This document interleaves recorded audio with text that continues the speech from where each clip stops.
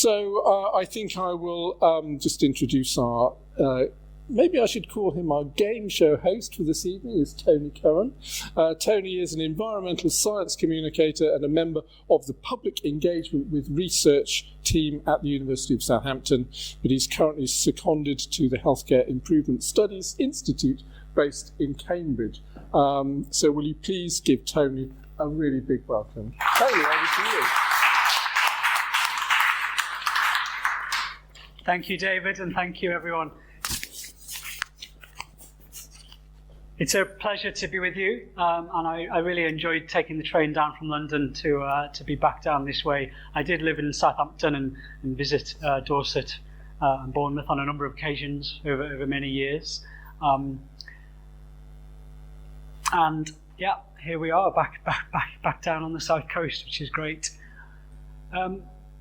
As David alluded to, for some of the game show elements of this evening, there will be some interaction and some slight competition between the two halves of the room, which is why we tried to create a half and half split. It's not too bad in terms of the proportions, but currently there's about twice as many people on this side compared to that side, but it doesn't really matter. It's just a bit of fun. We're the more knowledgeable on this side. There we go. Oh, right. Okay.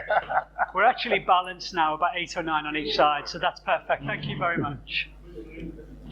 And Dan is going to assist me. There's a few points where it's really helpful to have someone at the keyboard to help it run smoothly, so Dan's very kindly agreed to do that as well. So I'll probably go about an hour-ish, but that's a lot of interaction. So there'll be lots of kind of me explaining some aspects of biodiversity and what's going on with it, but also lots of interaction. And hopefully the time will fly by and we'll have some fun as well as learning about some of these issues. And then we probably will have a little bit of time, but only a short amount of time, because I do need to cycle across London as well as getting the train all the way back to Waterloo. So yeah, I need to get away at 10 to, as David said.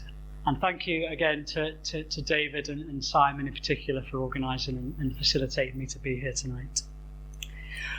So it's the Biodiversity Game Show, is what you're expecting. There's a tagline here which I don't often use because it's very wordy, but essentially that's the more kind of clear explanation of what we're going to think about a bit, is what is life on Earth from the perspective of biodiversity, as opposed to maybe, more humanist kind of thoughts of it. Although I was intrigued when I glanced on the train down here at humanism, just being very aware I was coming into this room this evening.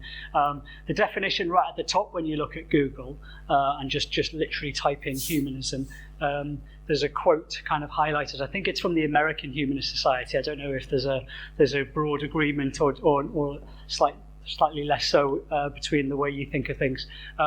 But I was really kind of heartened to see that not only does it obviously talk about centrally the role of humanism for humans' well-being and how we can ethically work with that, but it did say about and all life on Earth as an extension, partly because that feeds into the well-being of humans, but also all other species on the Earth that we share it with. So that was really nice, and that plays in quite well. That was my tenuous link from humanism to the tagline there.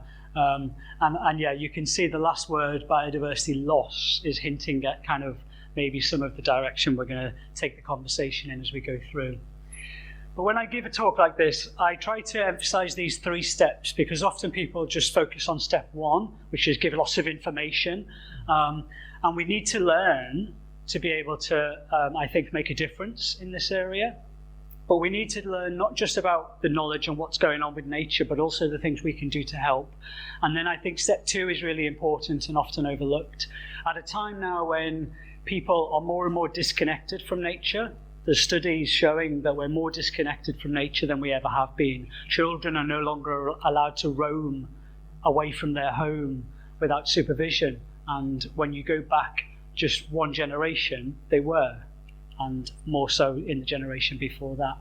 And people, we often think about children now being glued to their iPhones or their iPads or playing video games. So there is a cultural change that's happened for various reasons that means we are disconnected from nature more than previous generations were. And one way that we need to help is by reconnecting with nature. And if you learn to care about it, preferably with children as well growing up, or spend time in nature, you might then grow to love nature and really value and appreciate it. And if we break that link and don't have that step 2, then we can't really expect to get to step 3, which is people actually trying to help with this problem. And so this is the 3 steps, I think, to helping nature, not just number 1. Okay, so what is biodiversity? This is a standard slide deck. Sometimes I deliver this show to children as well, so we have to make sure that we're all on the same page.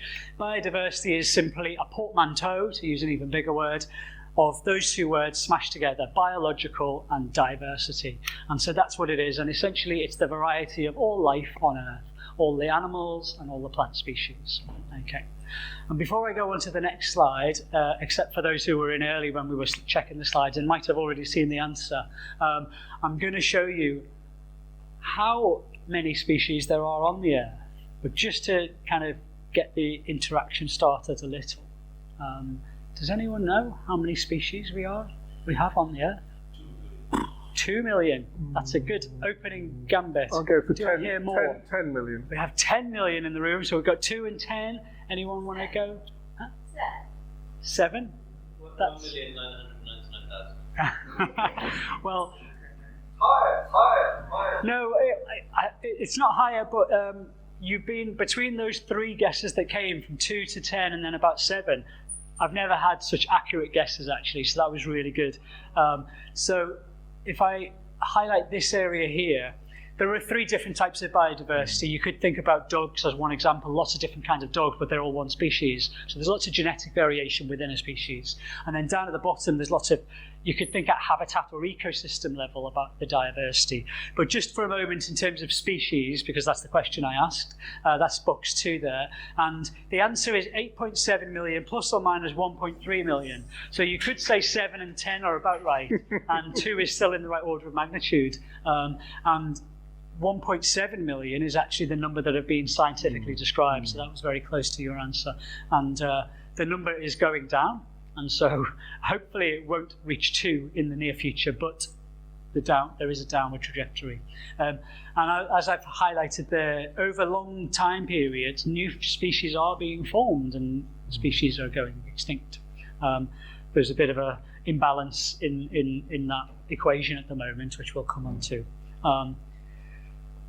But bear in mind, this is a best guess. So actually, we don't know. And we think there could be as many as 100 million species, because when an expedition goes to the bottom of the deep sea or deep into the jungles and the rainforests, we always find new species, because we haven't even, explored lots of those areas on Earth yet.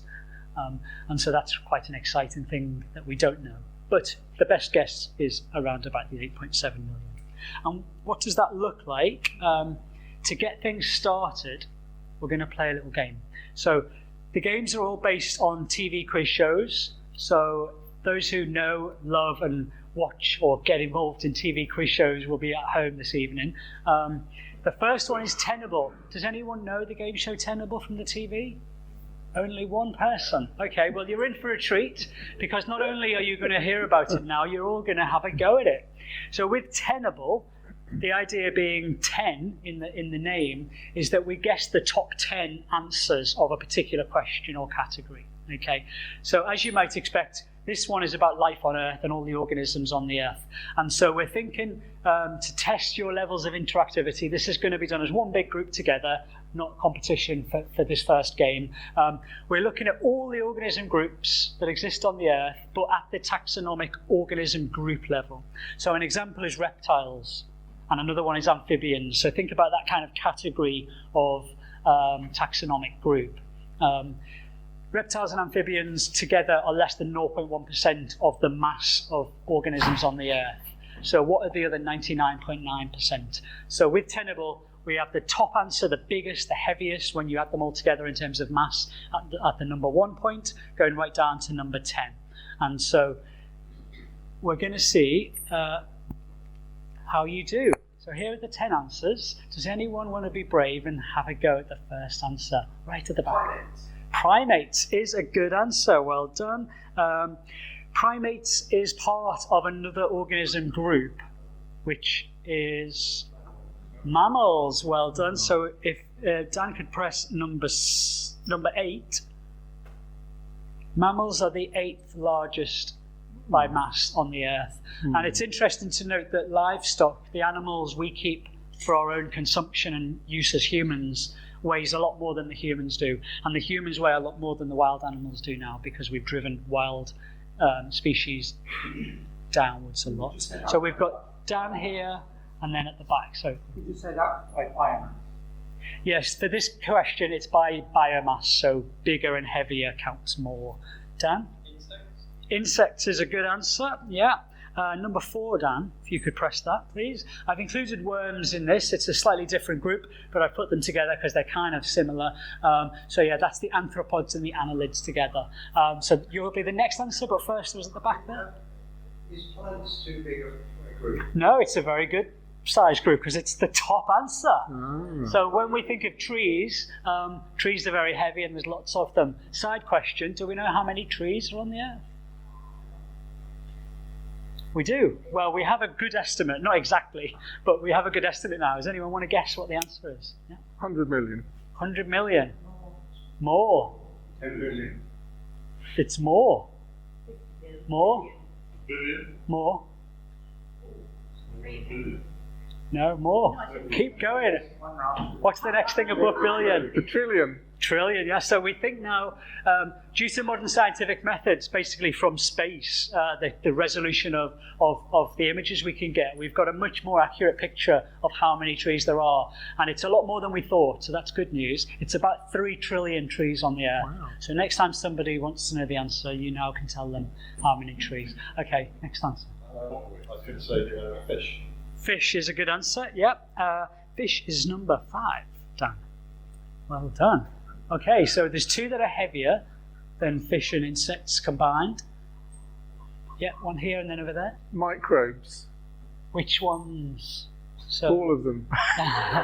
So there's distinct organism groups when we think of single-celled organisms. You excluded bacteria in your introduction. So that's not quite what I said. We excluded some microbes, but What would be number 2? now that we've said bacteria, yeah, we have a scientifically minded person here, clearly, who said bacteria has got to be number 2, and he's right. So we press number 2. Yeah, the weight of bacteria, when you add it up, because it's everywhere, there's so much of it, it's heavier than everything else except plants. So I think we're on to, there was an answer here actually next. Fungus, yes, so mushrooms and those fungi groups are number 3. So we're doing well. We've got most of the big ones now. We've got 4 more. So we've got another answer here. Birds? Yeah, birds is number 10. So birds are very small and they're very lightweight, so they can fly. So even though there's many of them, collectively when you put them on the weighing scales, they don't weigh as much as the other groups. Yeah. Reptiles? Reptiles, we did say at the beginning that reptiles are less than 0.1%, and so they don't make it onto the top 10 list. But reptiles would have been another answer otherwise. Any more answers? Amphibians was like reptiles, they're less than 0.1%, so not on the board. Shall I start giving some clues? Are we starting to struggle? Yeah, exactly. What are they called? Anyone? Almost. Mollusks, yeah. So number 6 is mollusks. So things like, things in shells. What's the other single-celled organism then? We've got bacteria, viruses, somebody said, is number 7. Yeah. So viruses, again, many, many hundreds of billions of virus cells. There's a difference. Viruses, about weight or anything you can viruses. There's now quite accurate ways of measuring how many there are in one space and then scaling it up to the global estimate. So are you talking numbers or mass? This is by mass. Yeah. We can look at it by numbers as well, but this is for this game it's by mass. It's amazing, isn't it? So the last one is what other things have we got other than fish that live in kind of the sea? Cetaceans. Yeah. Whales. Well, they come into mammals. I thought you said When you said cetaceans, I thought you said plankton.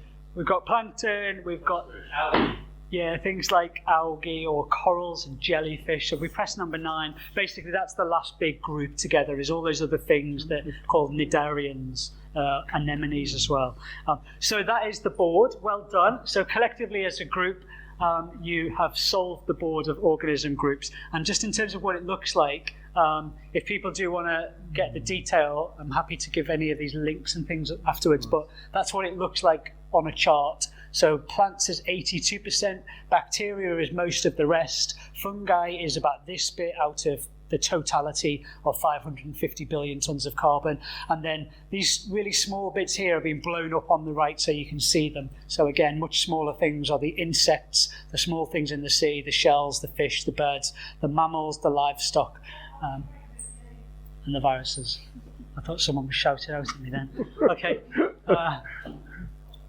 And this is a chart I made, which I like as a representation to just clearly show you about the 1.7 million species. So this is by species now, by different species, not by weight, of those that are known to science. So it's quite nice to see that basically 18% of them are plants, 4% only are all the things that we relate to.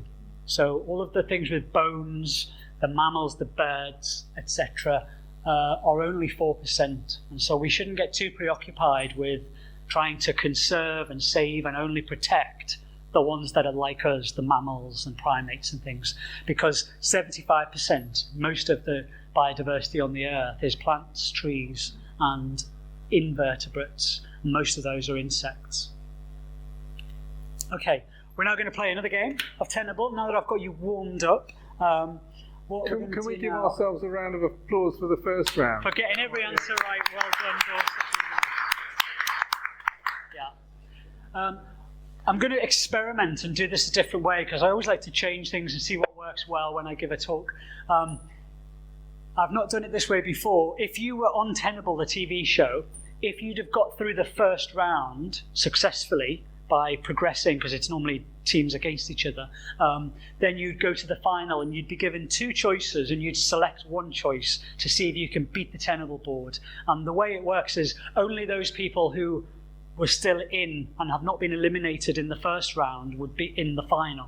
And so just to try that method, everyone else can watch and see how they get along. But could I ask those people who gave a correct answer already so far, which is probably about 6 or 7 of you, to stand up if you're comfortable to do so, and you're going to be the team that plays the second round. So if you've given a correct answer so far, then stand up. So yeah, I thought we would have 2, 4. We've got 6 people, which is about the number. You normally have a team of 5 when you do this on the TV. So it's quite close. So as a team, although you're not right next to each other, have a quick decision. Do you want to go with mammals or trees in the UK? Sorry, what is the question? Well, we got 2. At the moment, you only know it's going to be something about the top 10 mammals or the top 10 trees of some kind. You've got to guess the question and that's the answer. Yeah. No, what kind of question do we want to answer? What category? About Category. trees or a question So we have to about get the 10 top mammals or the 10 top trees. Yeah. Okay, now. That. It's like, Sounds like we're going mammals. Is that everyone's happy? you know a lot about trees, don't you? Phil? Very well. Do you know a lot of trees? Let's go with that. Yeah, but we can do I could do one. Let's say mammals. Okay, we will go with mammals then. This is how it is on the TV. You have to choose from just the small information and then you get the full information. So Dan's going to click mammals, and this is the full question. So we're looking for the 10 biggest terrestrial mammals that we have in the UK. Okay, and biggest means by size, according to the Mammal Society, and we're not including the feral or the managed types. So things like cattle, and also things like horses, and vagrant species. If people are real experts and know what vagrant species are, they're not included either. We have reindeer in the Cairngorms, for example, but they're a vagrant species. They're not established, although they used to be in the past. They're not established. So it's just the regular 10 biggest mammals we have in the UK, basically. You're looking for species. Yes. Yeah. So the way it's going to work in the final is if you give a correct answer, you stay in, and we keep going around until we try and beat the board. If you give an answer that's not in the top 10, you sit down, and we see if the remaining members of the team can actually get to the end. So I think we're going to start here, and we're going to go around the room in an arc, and then keep going around in a circle as long as we can. So Dan was confidently going to give an answer. So what have you got for us, Dan? This is individual animals, not the biomass of the species. It's just the name of the biggest animals, the mammals. Individual animals. Yeah. Let's say human, because there are probably some humans who are very large. I'm going to guess horses. Oh, so we're not going to include horses because they're managed by humans. It's just wild mammals. There are horses. There are, but they're still classed as being kind of either semi-managed to an extent. Okay. Human. So we're not going to say humans either. Sorry, just wild mammals. Some humans are pretty wild, I know. Reindeer. Do you want to shorten it a bit? Just to simplify it, I don't want to kick you out because you're clearly knowledgeable. But yeah, if you could press number 1, Dan. Deer are the biggest mammals that we have. Yeah. Well done. We do have reindeer up in Scotland, but they're classed as being vagrant or slightly managed. So just regular wild deer. Okay, so next answer. Have you thought of one yet? I can't think of anything big. Badger? Yeah, badger's a good answer. So the third biggest, actually, badgers. They can grow to be 100 centimetres or a metre. So we know we've got one. These are by size, so we know we've got one a little bigger than a badger and 7 more below, or 8 more below. 7. Do we have? Wild boar.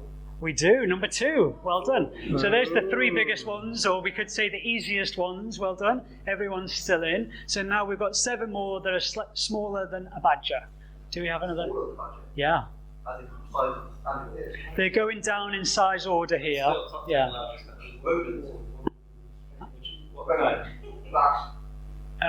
So the question is only mammals at the moment. So Misunderstood. They have to be terrestrial on the land. The next biggest to a badger.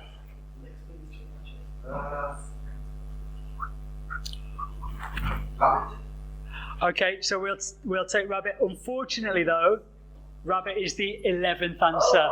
So you can sit down and enjoy the rest of the show. Rabbit's not quite on there, so we'll carry on around. The rabbits are on the Teletubbies like that. Beaver, yeah. So beavers, like badgers, are close to 100 centimetres. Number 4, Dan. Yeah, there we are. Well done. Fox, yes, well done. Foxes are number 6, Dan. Yeah, so red foxes can grow to be 72 centimetres. Otters. And I meant to say when you said beaver, by the way, because I'm supposed to be educating you about biodiversity. Beavers are obviously endangered, but there's a lot of good work going on now to reintroduce them and help them. So we've gone around, and you said otter. Number 5. Well done. You're doing really well. You got the top 6. Unfortunately, the bottom ones are quite hard to get. So we'll see how we go. But we've got otters. Well done. Do we have another answer? Hares? Hares, yeah. So like rabbits, but a bit bigger. Hares is the next answer, number 7. Well done. Very good. So they're about 59 centimetres maximum. So we're still in that kind of size area now. You have another guess?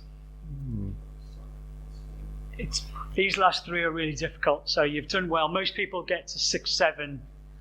So you've done well as a team here already. Ferret. Huh? The ferret would be much smaller than a rabbit. Fox. I don't know.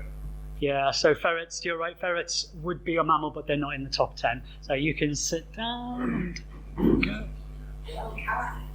A wildcat. That is a great answer. So wildcat is number 8. Well done. Yeah. There's not so many of them left. Wildcats are critically endangered. They're the only one that's critically endangered on the list. But the key learning point about this question in particular is that 1 in 4 of our mammals in the UK are now threatened with extinction. And so it is a real problem with our big animals that we have in the UK. The last 2 are really difficult. So don't worry if you can't get a good answer in anymore. You've got 8 out of 10, which is really good. Any thoughts?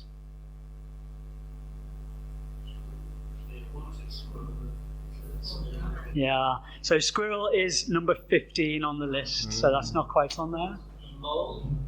Moles, again, they're not quite on there, unfortunately, Dan. So you can sit down. We've got 2 people in. Polecats. Polecat is number 10. Well done. Oh, well done. Great job. Ooh. Yeah. They're 45 centimetres, so the next thing is bigger than a polecat, but only just. Press the number 9. Press number 9, quick. Oh! Brilliant job. Yeah. That was impressive. I've never seen it done. Usually I have to give lots of hints to draw pine marten and polecat and even wildcat out. So that was a great job. Well done, everyone, and especially those people who gave the amazing answers. Phil won all of our Zoom quiz nights during COVID.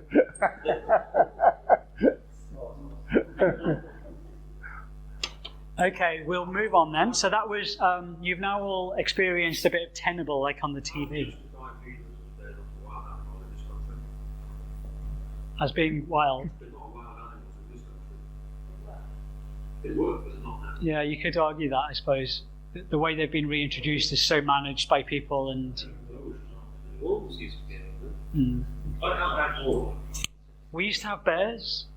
Never mind wolves, we used to have bears. If we go back long enough. But we should probably start the main part of the show because we're probably already 20 minutes in. But that was a really good warm-up to get us thinking about biodiversity a little and thinking about what biodiversity is and what kinds of species we're thinking about. For the rest of this evening, we're going to go through these 4 areas. We're going to think about why does biodiversity matter anyway? Why should we care about it? What's happening to it? How is it changing?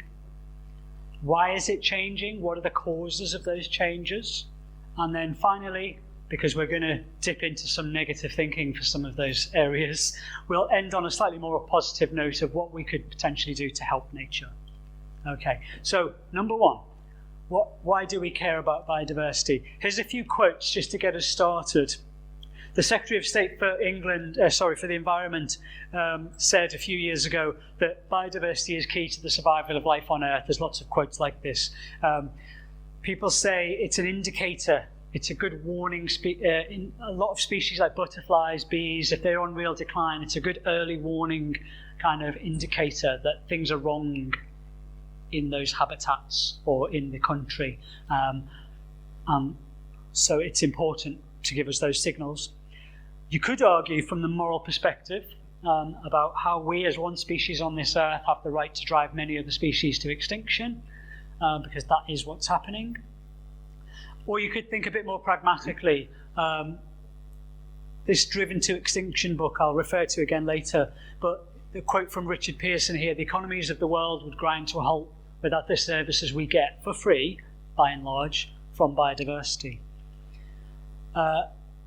Biodiversity loss is scarier than climate change.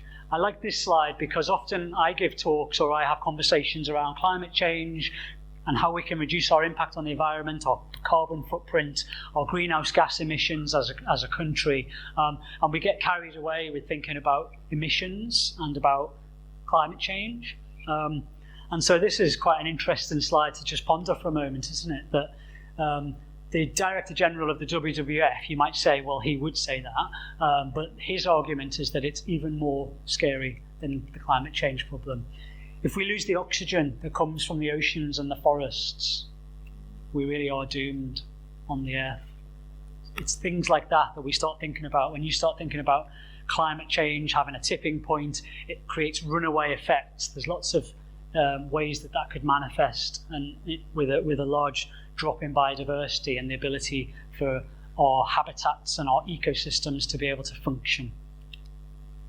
And again, just thinking financially, the services provided by nature, when you think about the way that it filters our air or our water, storing our carbon, pollination of crops that could not be replicated without insects, there's been work academically to estimate the value of that to us, and it comes in at over $100 trillion a year, which is more than the GDP of all the countries of the earth. So that's quite a lot. Hi, please take a seat. I'm not going to go into detail about ecosystem services. It's quite late in the evening, but this is the kind of thing that we talk about when we say the services and the benefits we get for free by and large by nature and by biodiversity. It's things like the food, the medicines, the fresh water that gets regulated, the very air we breathe, lots of other systems and processes that we can't do without, like pollination. I'm moving around to just cultural benefits, the lovely new forests that we have and get well-being from, and thinking about how that would affect us in all of these ways if it was depleted so badly. Okay, so that's a very short run through why it matters, and hopefully that's at least got you recognising that it is important to consider this issue. So now we're going to look into what's happening to biodiversity. It's worth noting before we go into some of the current detail that biodiversity loss is not a new thing, and it is actually a natural thing. The difference is the tempo. And so we can look back over hundreds of millions of years and see that there have been 5 mass extinctions on the Earth.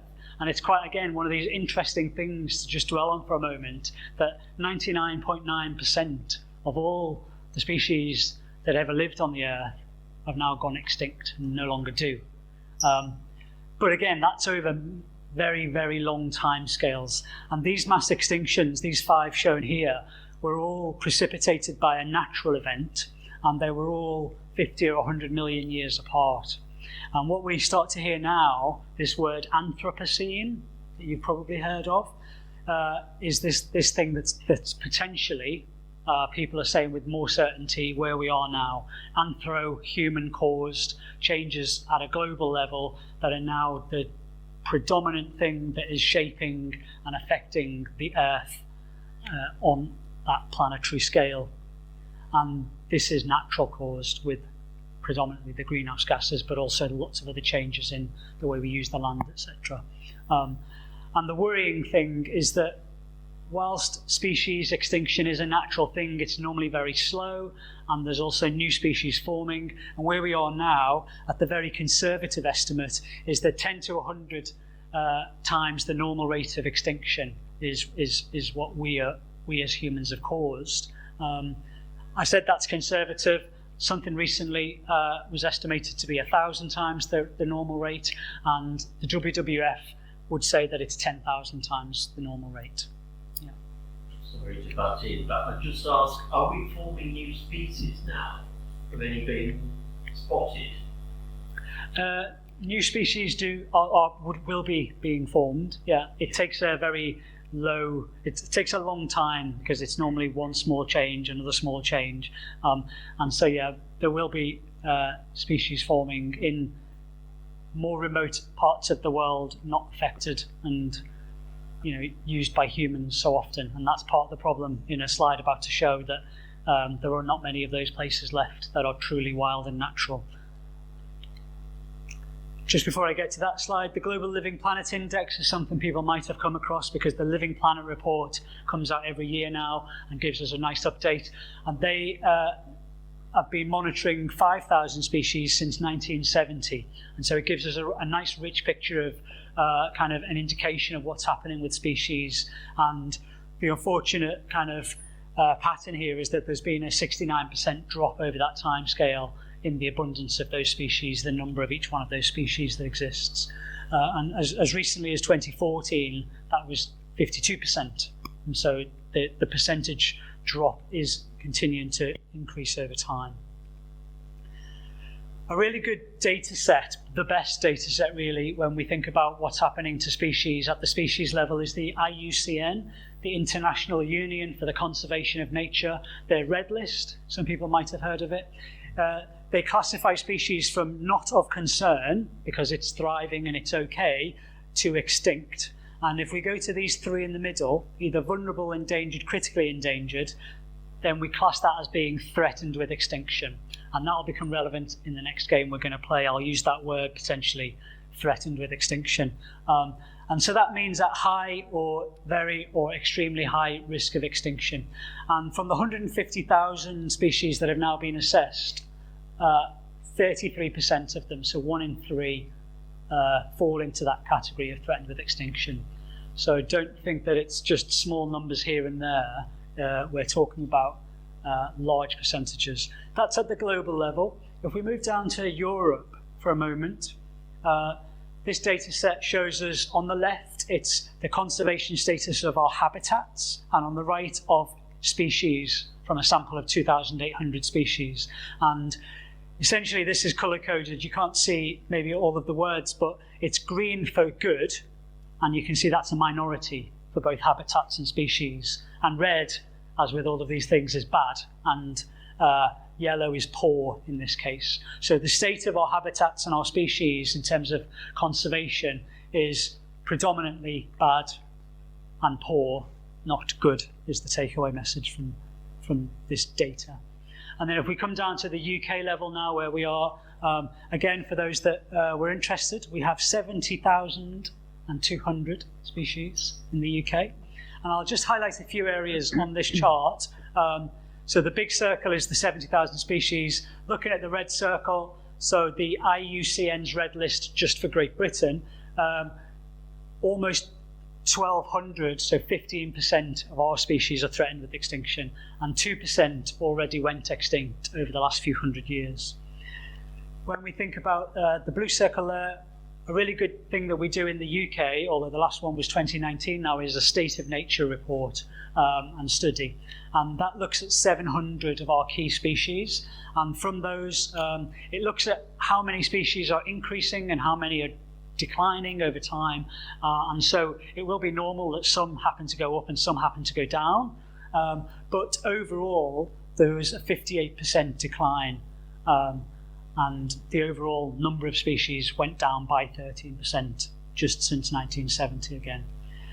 And then if we think of birds, 67 or 27% of our birds are of the highest conservation concern. So that's called the red list from the RSPB. And when we look at our priority species, 214 species, 60% of those have been assessed to be in decline since 1970 as well. So you can see the general overall picture here at global level, European level and UK level is one of decline and negative outcomes in terms of trajectory. One final piece of data, just to finish off this depressing section, is the Biodiversity Intactness Index. The Natural History Museum in London was quite a part of this as well. And they've assessed the kind of, the definition of it is here, but it's basically undisturbed habitat. What areas of each country are still pristine and undisturbed by humans. And when you assess countries from best to worst, the UK comes out at 189th worst out of 218, so close to the bottom.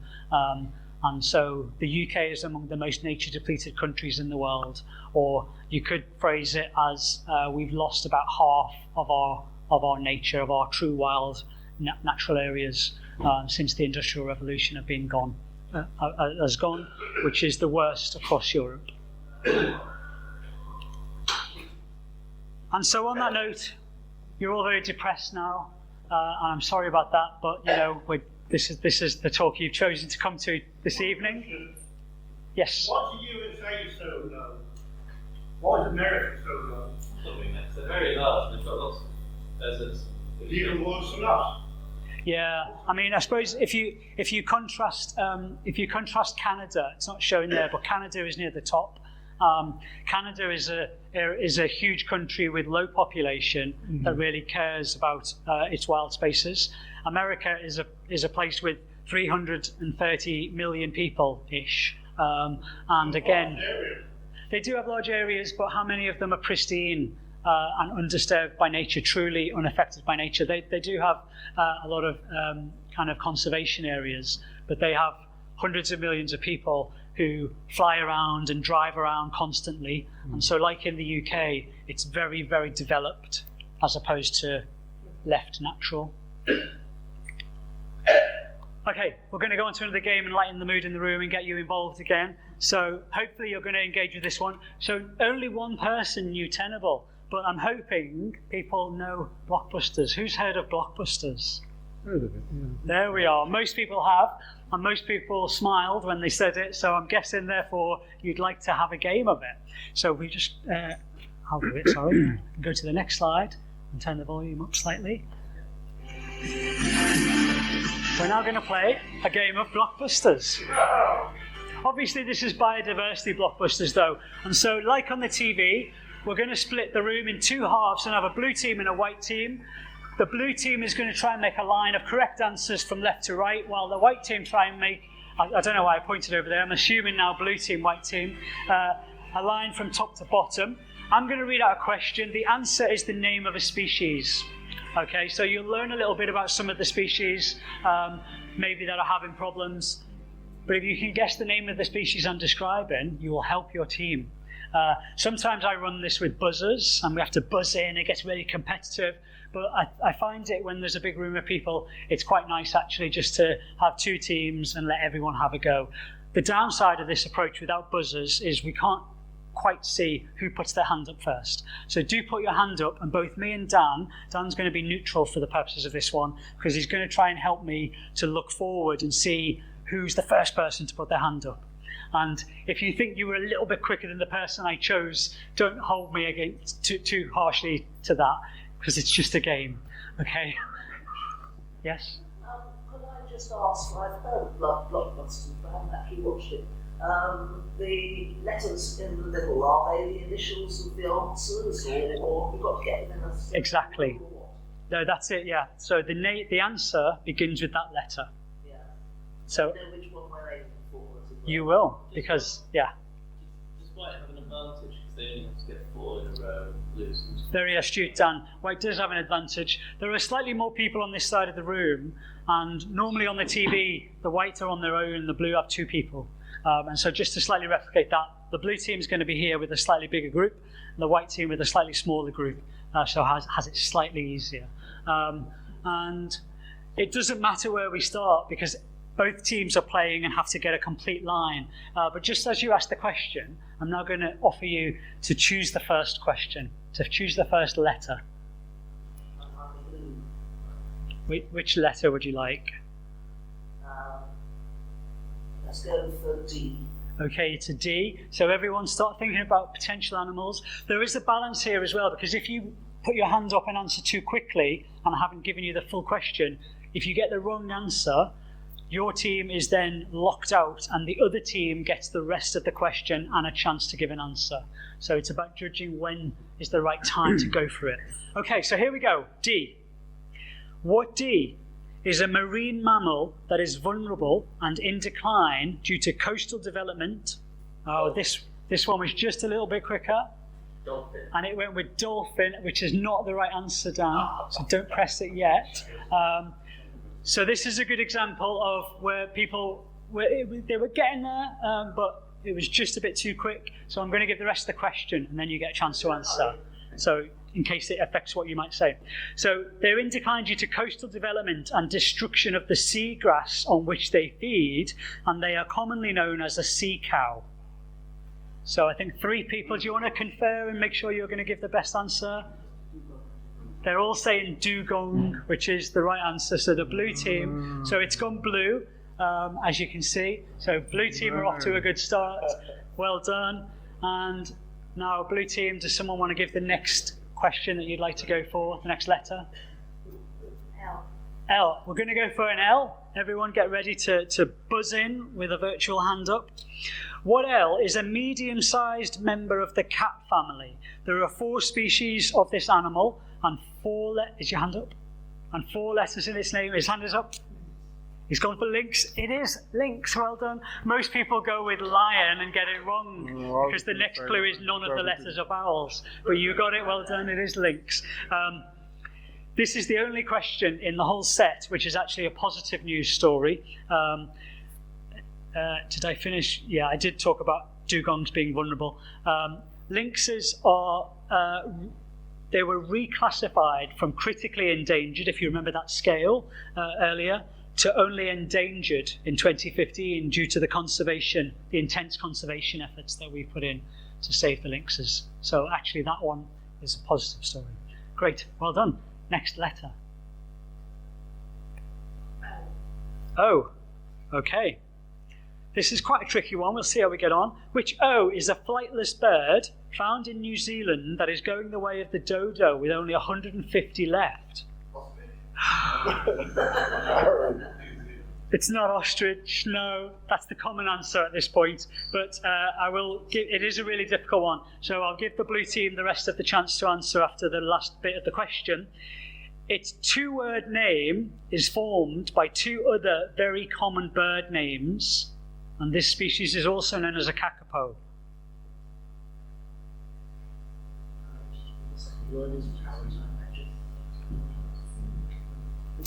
So it begins with O.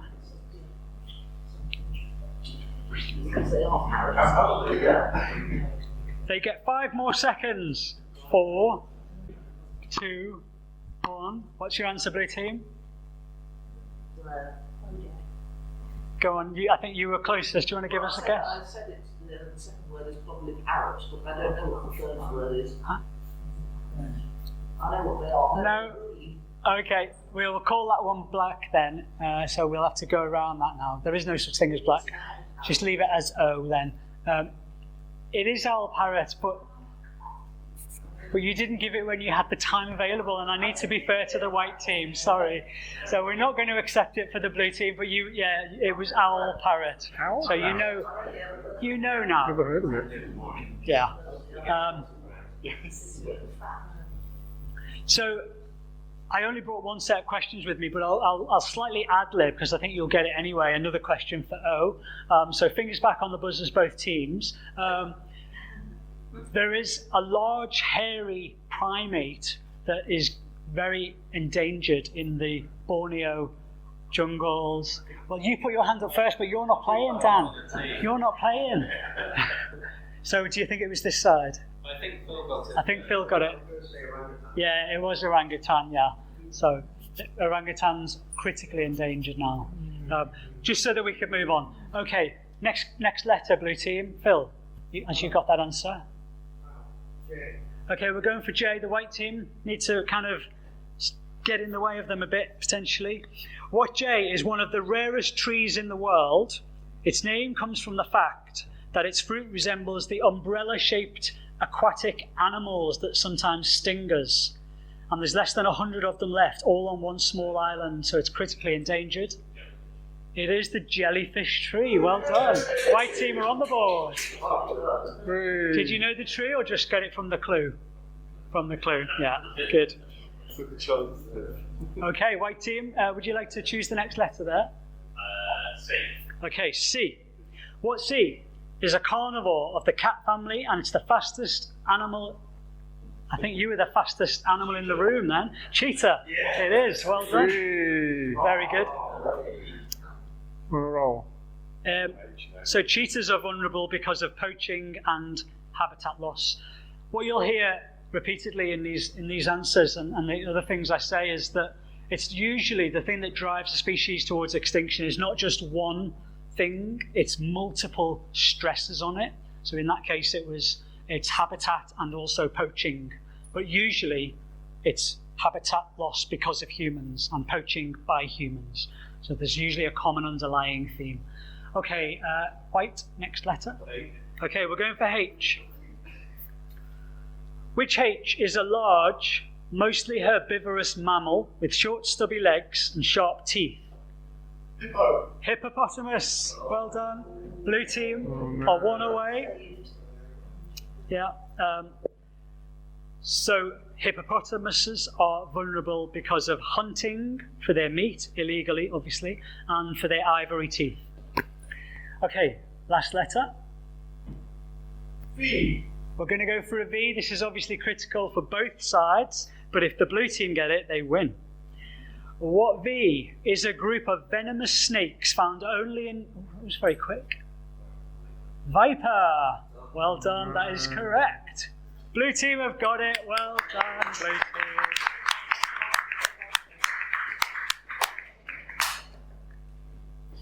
Yeah. What's that? What's the end of any finding? Sorry? You said only found in, what was the other? What was the end bit? Only found in Europe, Asia, and Africa. Many of the species, such as the Honduran palm pit, are endangered due to deforestation, causing loss of habitat and loss of food supply that they normally rely on. Honduran is not found in the Americas. Pardon? So it's called Honduran Honduran. palm pit.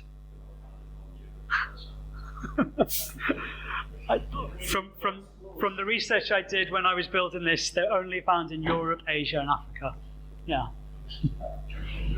So there we are. Okay. Well done, blue team, and well done, white team. You put in a good effort towards the end there and start getting on the board well. So what we're going to do now with the blue team is, people know the gold run.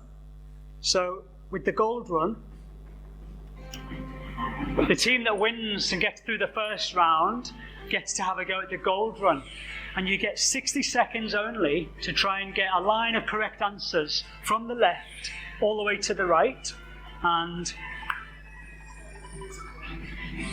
can you fade the music down there for us? It's finished now. There we are.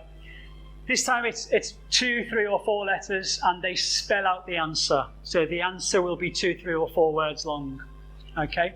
And because it's biodiversity related, these are all terms, or maybe people, potentially, in some cases, or organizations, potentially, that relate to conservation in some way, or biodiversity in some way. Okay? And so it's difficult with like 12 of you, but again, as a small, try to have a little huddle and choose which of the 4 options on the left you want to start with, maybe because you might have an inkling of what the answer might be, and then you'll go along in a line. So just have a think for Mo, and then if you get it wrong, you make it go black this time, and you have to try and go around with it. Yes, but that's not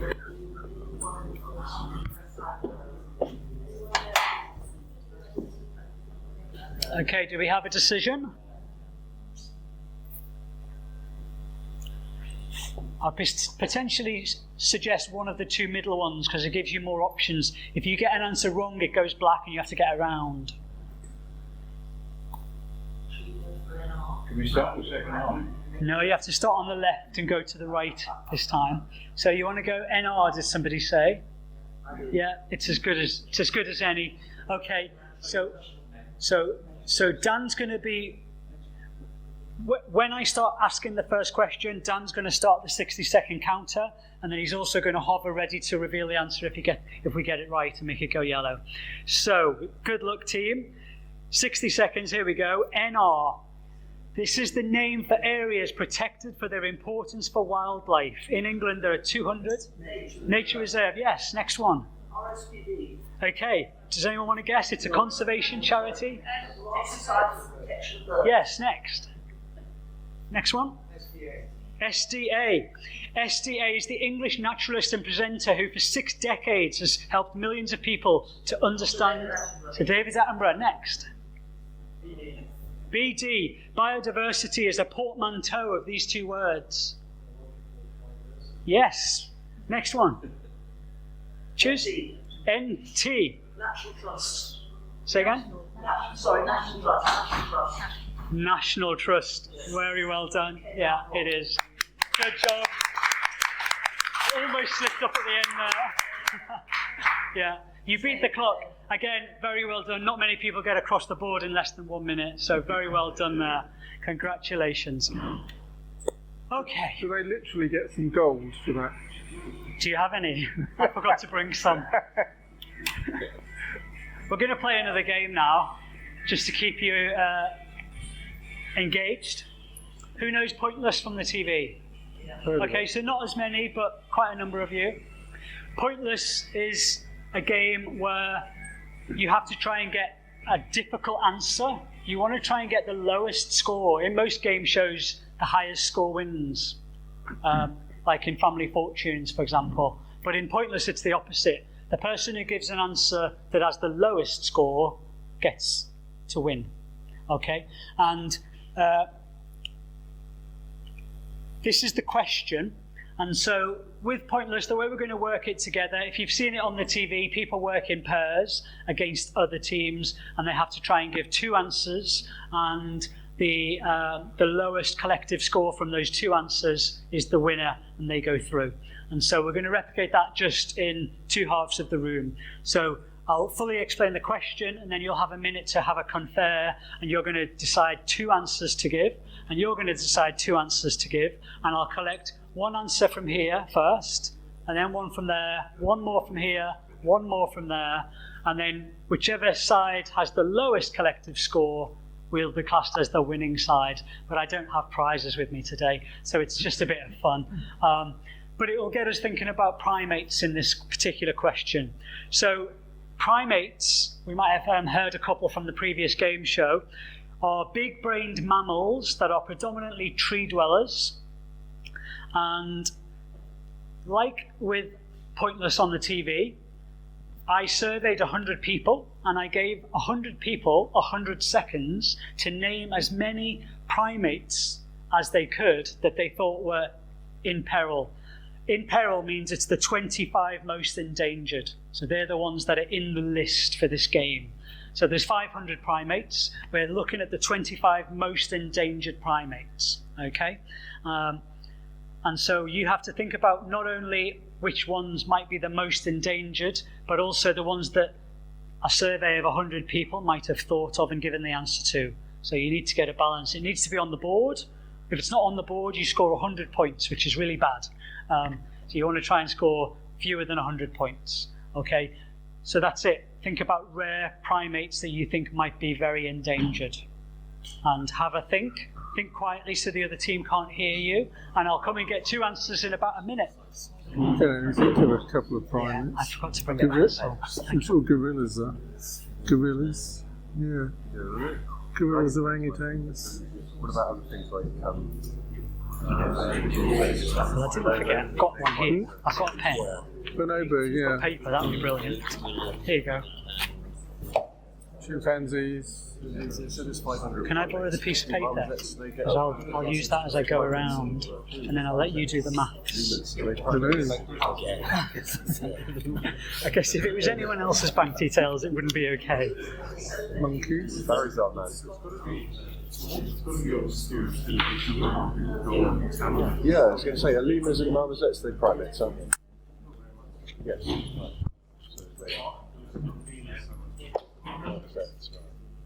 Golden tamarins. Okay, just a few seconds more. Golden tamarins and bonobos.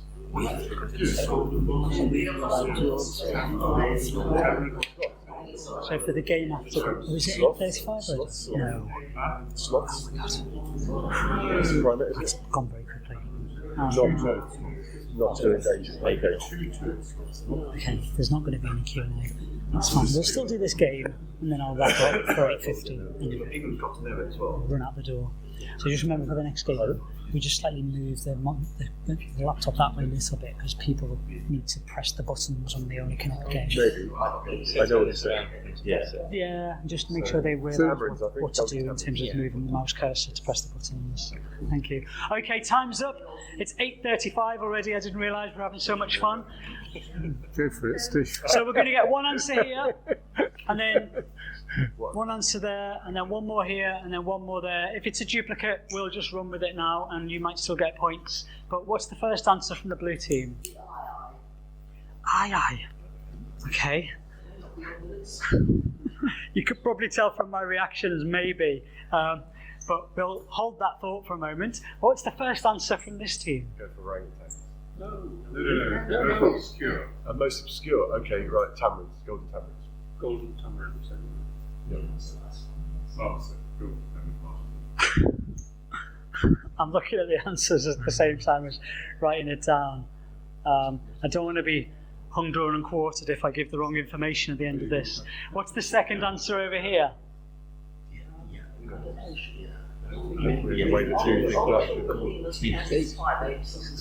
Average German street right there.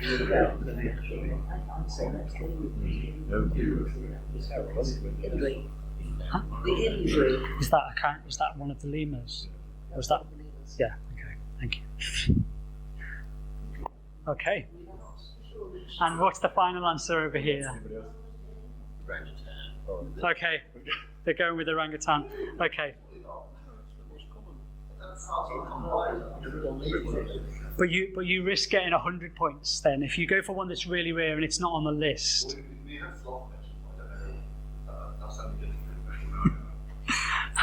We'll go with what you gave first. It's okay. It's just a bit of fun, everyone. Don't get angry with your teammates if you didn't go with their choice, and also don't be angry with me because I can't remember all 500 of the primates. What I can say though is this is some of the answers that are actually on the board. Remember, only 25 of the 500 are on the board. In fact, only about 13 are on the board because the 100 people I surveyed didn't get them all. And so if you said anything that looks like these lovely cute animals, then you might have got some points. So over here we had the eye. Who said eye? Yeah, I know, but which person? Can you tell me what animal it is? It's a sort of lemur, and it's got a very, very long... It's still a kind of lemur, yeah, okay. So we said lemur twice in effect. I wasn't... Oh, you asked for species. I know, there were 4... So lemur is on the board. There were 4 lemurs in the list of 25, yeah. But the people who answered my survey, they just put lemur. And so I can't differentiate between the specific ones just from the list, from what the people told me. And so the good news is, lemurs were only 29 of 100 people said lemur. So 29 is a pretty good score. So... That is, we said it twice, or do we get the 29 twice? Okay, you can have more points, but that's a bad thing. So you got 58 points. 58 points. And over on this side, orangutan is on the board as well. But as was feared, quite a lot of our 100 respondents did say it. So 86 people said it. But at least it's on the board. Because the marmoset is not. So that's 100 points. So you actually got 186 points. Well done. So basically, you all did really well, but this side did a little bit more well. So lemurs. Here are the full answers, just to show you. So if you'd have said colobus or langur or sifaka, they were the pointless answers in this game. But yeah, you can see the lemurs together, 4 of them were 29 answers. Okay. Gorillas and orangutans were the highest. I like the monkey. Monkey, yeah. It must be classed as a different species. You can probably correct me. Send me an email through David or Simon. Give us the answers, Daniel. I might need to revise the list based on the experts in the room. Yeah. So yeah, the sifaka does have a long tail like a lemur as well. Yeah. They are very cute, and therefore we should look after them. But not only the ones that are cute, the other ones too.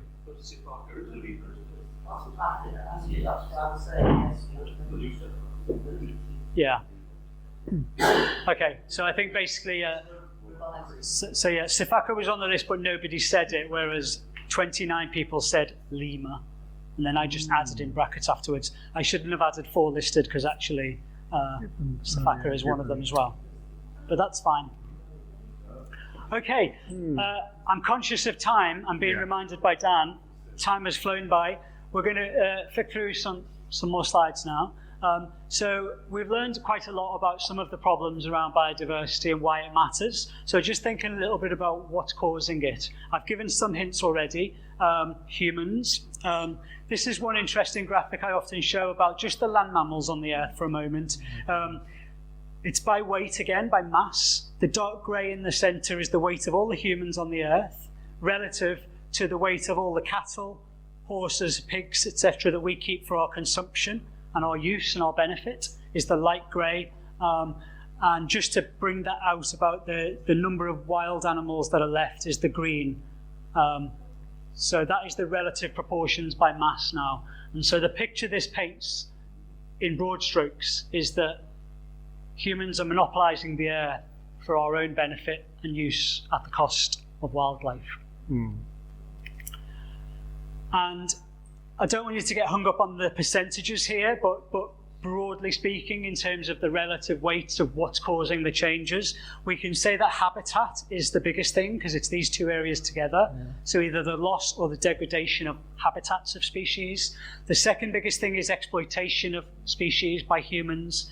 The third thing is climate change, but we know that's going to grow and get bigger and more pronounced as time goes on. The fourth is invasive species, the fifth is pollution, and the last is disease.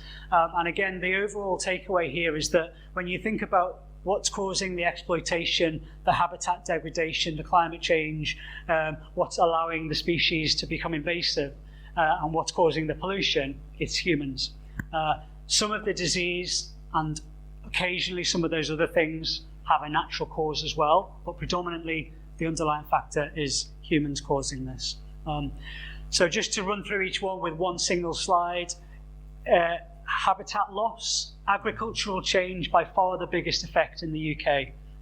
It's the reason why we have become so nature depleted, because we've had to adapt such swathes of land with monocrops and clearing away hedgerows, rich forest areas, etc., to do this. And then the picture is from South America, actually, just to make this point that's often in the news about really cutting away the jungles, the rainforests, areas that absorb lots of CO2 and harbour rich biodiverse areas for the sake of soy production to feed animals, again, for humans. Picture of the baobab tree, just painting that idea again that some species can move around and adapt when the habitat changes, and some can't, some are fixed in place and so become vulnerable in this case as a species. Exploitation, there's a few key species there, but again, I don't like us to get too hung up on tuna, turtles and tigers, but the bottom line of exploitation is that we take from the natural world more than it can naturally replenish. And that's where the problem lies. And this is a picture of an amazing green turtle floating through the ocean. Climate change, there's a separate talk on this. You've probably had one, or you will again in the future. But it is one of the longest term threats to nature, as well as being a threat and a problem in its own right. And when you think about the huge increase in incidents of wildfires and forest fires, not in far reaches of the world, although there was lots in Australia, America, Canada again this year, but across Europe as well now. And you think about the millions of species that get killed directly, and then the loss of habitat that those species depend on when these things happen, and they're happening more frequently. And this is the book I referred to earlier, which I really enjoyed. If you want to think more about how these things are connected and the impact of climate change on biodiversity, then look no further than Richard Pearson's book. I won't go into that. Basically, the first documented case of a species going extinct due to recent human-caused climate change. Biodiversity loss, also a major threat to, invasive species and biological invasions, also a major threat. And only connect. Do you know what? I'm going to skip it because unfortunately we're not going to be able to play it. Does anyone know Only Connect from the TV? Very much so. Very much. I'm sure you would have been brilliant. Just to give you a little hint, I've given you the answers now. No, the connecting wall is what you would have played if we'd have had a bit more time, and you would have tried to rearrange the 16 species into 4 groups of 4 and tried to say, what is the connection? And the connection would have been that these 4 are all extinct, and all extinct due to humans. These are all of the highest conservation concern on the RSPB's red list in the UK. These are all fish to avoid, and referring to the Good Fish Guide as a good way to check if you're unsure, especially when you're in Europe maybe, because it could be possible that you get offered on a menu a critically endangered species for your dinner, and you could check the Good Fish Guide online to see if it's actually a fish that we should allow to replenish so that it doesn't go extinct. And this again is referring to the fact that we often have these iconic big species that we want to protect, and that charities convince us to spend millions of pounds on saving and protecting their habitats, but we shouldn't be only focusing and preoccupied with the big lovable animals that we see on the TV, because when we think about all these other species, some of which I've referred to, and the fact that this is happening at habitat and ecosystem level, we need to think about bigger interventions and protecting all species, not just the iconic ones that we might want to kind of cuddle or have a photo of on our wall. Okay, so just to finish off, how can we help? Again, we're going to skip the game in this case, and I'm just going to give you some of my final tips for what we can do potentially to help nature. And some of these will resonate with some of you. I know you'll have done them already, and some might be another option that you could think about potentially. So helping to promote biodiversity seems like an obvious one. In whatever space you have, it could be a nice garden, it could be common space near where you live, it could just be a window box maybe or something. You could help with creating some wildflowers, giving some birds some seeds, some food, or some water when there's a drought or it's hot weather in the summer. Creating a space where animals can thrive, and it'll be lots of different ones, small rodents, things like hedgehogs, small birds, etc., insects. A bit of dead wood, allowing a bit of your garden to grow long and rewild really helps. Lots of different species, butterflies, bees, birds. Hedgehogs are not endangered or threatened yet in the UK, but they are in severe decline. They're on that trajectory. And again, it's because we put all these fences in and brick walls and got rid of hedgerows and put astroturf and decking where there used to be places where they could have a habitat. Hedgehogs need to roam more than a mile every night to find enough food and try and find a mate. And we're making it really difficult for them in our urban spaces. And so things like just creating a small space under your fence that they can get through really helps them. Citizen science, there's lots of ways through the year, from the big garden bird watch in January, through things like the bee count, the butterfly count, ladybird recording, or getting involved in your local BioBlitz. I know they happen around Hampshire and Dorset.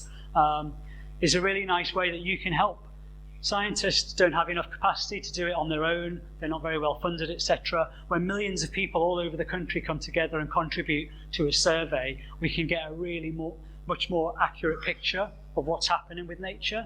And it's only if we know what's happening and we can measure it, then we can make the evidence to the government or intervene in some way to make the appropriate changes and help before it's too late.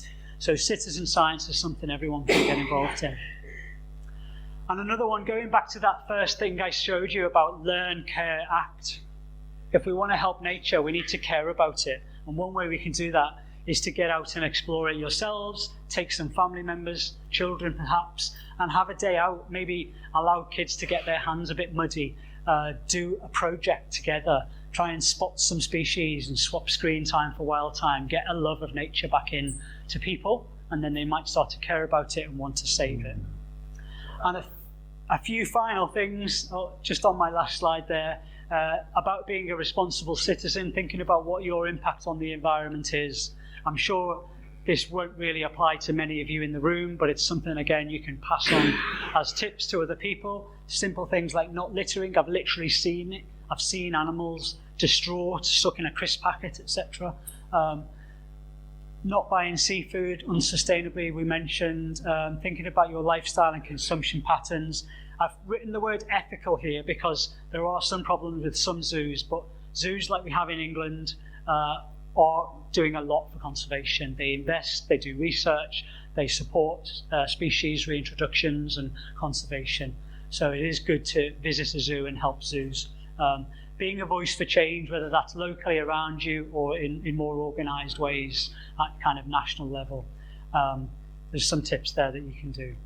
So thank you very much. We're coming to the end of my time, literally as I run out the door almost, but the short version of this talk is that biodiversity is critical to our well-being, and I hope you've heard snippets of that throughout the last hour and 15 minutes. It's us that are causing it to fall rapidly, and so we're the ones who need to help protect it. And I hope you'll do that. Thank you.